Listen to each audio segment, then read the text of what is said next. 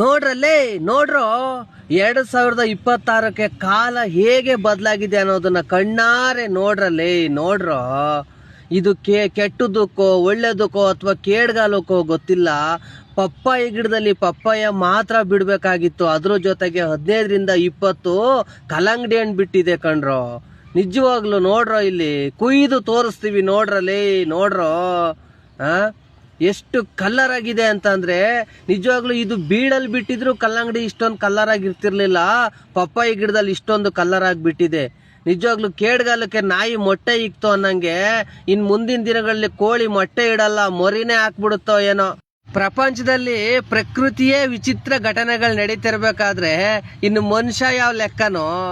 ಆದ್ರೂ ಮನುಷ್ಯತ್ವ ಇಲ್ದೇ ಇರೋ ಮನುಷ್ಯ ಬುದ್ಧಿನೇ ಕಲಿತಾ ಇಲ್ವಲ್ರೋ.